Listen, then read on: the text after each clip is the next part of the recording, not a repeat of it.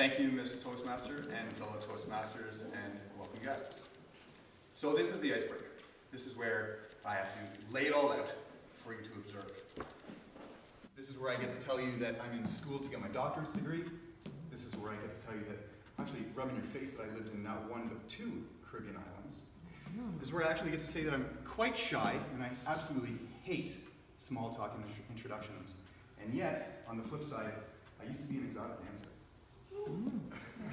Save me pause for later. And one of my ongoing lifelong goals is to make people remember me. But I don't want this to be about me. In fact, I want this to be about you. This whole speech will be about you. So, without your critique, without your judgment, I can't get better. So you're going to look me up and down, side to side, and you've got your little assessment forms. I want all of your negative feedback. I want to know what I did wrong. I don't care about what I did right. That's how I improve. So, don't be scared. I'm used to being judged. I implore the judgment. In fact, in grade school, I got made fun of because I had big ears and I used big words. I got made fun of. In high school, because I dressed preppy, I was called gay, almost daily. In sports, I was a goalie, so it's either they score or you win. In pitcher, it's either ball 4 or strike 3. As an event coordinator, it's either a blockbuster or it's a bust. And as a dancer, just imagine yourself being naked on stage in front of 100 women, either yelling or laughing.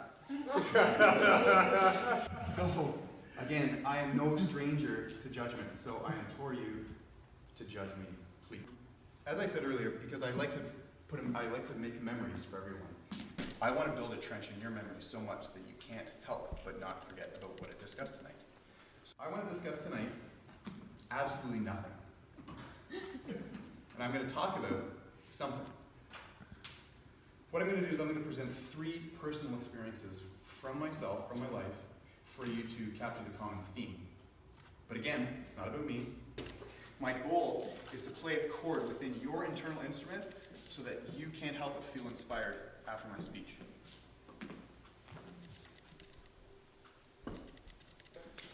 First, life experience. As a young goalie, I was quite frustrated with the lack of goaltending coaches in my community. Other than my dad, who was a great goalie coach, rest in peace, but there wasn't that many. So I decided to take things into my own hands. I decided to volunteer myself at 5 o'clock every Sunday morning to teach goaltenders my way of goaltending. Eventually, coaches started approaching me, parents started approaching me. They asked me to teach their young goalies. So I did. What once started out as 0, because I was volunteering myself, turned into 20, 40, 60, $80 an hour, $100 an hour, $150 an hour. I started charging up to $200 an hour for goalies to be taught by me. I got so busy, I started renting the ice on weekends. I started renting the ice on March breaks. I started renting the ice on all summer breaks. I started renting the ice for several hours a day.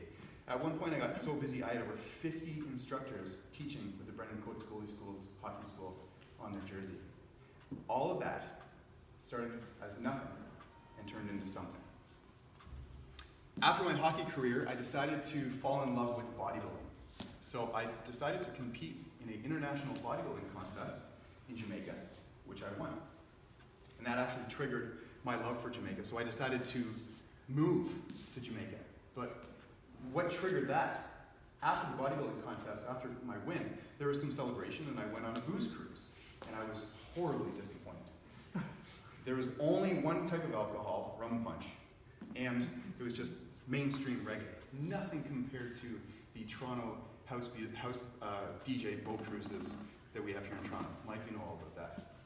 So, right then and there, I decided that I'm going to host my own boat cruises in Jamaica, so I moved to Jamaica.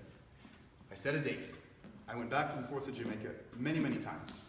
I got a TRN number, which is a taxpayer's registration number. I paid under the table for an illegal driver's license and a handshake agreement with one of the most feared and revered living pirates in the Caribbean who owns the boat that I rented it from. But I didn't know that at the time. So, I set the date. 2 boat cruises booked. Tickets printed, flyers designed, distributed, promoters booked. I paid under the table many hotel concierges so they could promote my upcoming cruises. The morning of the cruise, it rained. Not just a Jamaican sun shower, I'm talking a tropical downpour. Cruise canceled. Day 2, it rained. It rained harder than the first day. It hadn't rained for 28 days prior to that. I get my phone rings. I'm on the boat. Hello? Well, my boy, what happened? It's the owner. Well, Mr. Smack, with tears running down my eyes, you know what happened, it rained. He said, well, I tell you what, you can have my boat for 2 more days in the next 6 weeks for free, try to make your money back. Boom. I hung up. The next 6 weeks, I hit the ground running. In fact, I wore out a pair of shoes because I tripled my ground cover in the city of Montego Bay. I single-handedly contracted Jamaica Tours Limited to promote my upcoming cruises all by me. So, I booked the date, cruise number 3. Guess what happened? It did. It most certainly did. Owner calls me. Well, my boy, you're certainly not having any luck with rain. I said, I know. He said, well, call me tomorrow and good luck tomorrow. Hung up the phone. That night, I prayed. Did I ever pray? When I woke up, I didn't even look at the sky. I just made my way to the boat, made my way to the dock. I was greeted by 4 women. We're here for the cruise. I said, that's great. You're 2 hours early. It was a sign. People started showing up. More and more and more people started showing up. DJs playing his music, alcohol is being served. In one successful cruise, I made back all of my losses from my first 3 failed attempts. And let me tell you, it was the most beautiful sunset boat cruise that I've ever been on. The owner calls me. Congratulations, I heard it was a big hit. What's next? I said, well, thank you, but I'm broke. I hadn't budgeted for any failures. I only budgeted for success. So quite frankly, I don't know what to do. He said, I tell you what, I like what you're doing. You're gonna move in the Cayman Islands. You're gonna be in charge of all of my boat cruises, all of my events for the entire facility and the entire resort. I'll call you tomorrow with flight details. And he hung up. So all of that started from nothing and turned into a monumental something. After my Caribbean adventure, I moved back to Toronto and I needed money. So what did I do? I went back to dancing. It was easy. And that's when I had my next vision. Picture this. A woman comes up to me, hold your laughing. She says, sorry. Bronco. Yes, that's right. My name is Bronco, I want you to give me a lap dance, but I don't want you to get naked. I'm like, okay. She said, I want you to teach me how to lose weight. I said, no problem. So we go to the VIP, I do my thing. 15 minutes later, I teach her basically how to lose weight. I give her an entire recipe. She is ecstatic, happy, motivated. She's so excited. In fact, she reaches in her pocket, loads her purse, gives me a crisp $100 bill just for that. And that is when the light turned on. For about 7 weeks after that, I started teaching women, while giving VIP lap dances, how to lose weight, how to get healthier, how to alleviate their children's allergies, how to fix their husband's low sex drive problems, everything. In fact, I started to make an online program and promote my online program to all the cities that I was touring in while I was doing my dances. I started to get quite busy, so I started hosting webinars. And then I hosted cooking classes. And then I decided that I needed more. I wanted to teach more. So what did I do? I decided to enroll in a diploma program. Graduated with honors. And then I decided to get a degree. Graduated with honors. All while dancing.